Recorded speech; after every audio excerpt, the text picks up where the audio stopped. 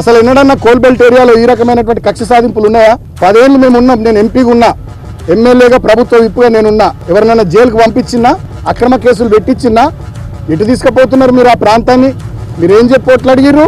45,000 ఉద్యోగాలు ఇస్తామన్నారు, ఫ్యాక్టరీ పెడతామన్నారు. మీ కాంగ్రెస్ ఏమో 6 గ్యారంటీలు 420 హామీలు అన్నది. ఇచ్చిన మాటలు పక్కకు పెట్టి ఒక్క మున్సిపాలిటీ కోసం ఇవాళ ఆ ప్రాంతాన్ని రణరంగం చేసి రావణ కాష్టం చేస్తూ ఉన్నాడు మంత్రి వివేక్ గారు. ముఖ్యమంత్రి రేవంత్ రెడ్డి డైరెక్షన్ మేరకు మంత్రి వివేక్ గారు పోలీసులందరూ కలిసి మమ్మల్ని జైల్లో పెట్టిరు. సరే, జైల్లో చాలా ఇబ్బందులు పడ్డాం. వీళ్ళకి పై అధికారుల ఆదేశాలు ఏందో కానీ దోమలు ఉన్న రూమ్లు వేసిర్రు, సకా భోజనం లేదు, నీళ్లు లేవు, నాకు గొంతు నొప్పి వచ్చింది 2 రోజులు, ట్యాబ్లెట్లు ఇచ్చే దిక్కు లేదు, చలి బాగా విపరీతమైన చలి, దుప్పట్లు ఇచ్చే పరిస్థితి లేదు. మా అడ్వకేట్ శ్రీకాంత్ నాకు బ్లాంకెట్ పంపించింది లోపల కూడా చాలా ఇబ్బందులు పెట్టిర్రు. మీరు ఇటు తిరగొద్దు అటు తిరగొద్దు, రిస్ట్రిక్షన్స్ మాకు. సరే, భరించినాం. ఇవాళకి 16 రోజులు. నేను ఇప్పుడు కోరుతా ఉన్న వివేక్ గారిని, ముఖ్యమంత్రి రేవంత్ గారిని, మీ కళ్ళు చల్లబడ్డాయా? మీ కక్ష తీరిందా?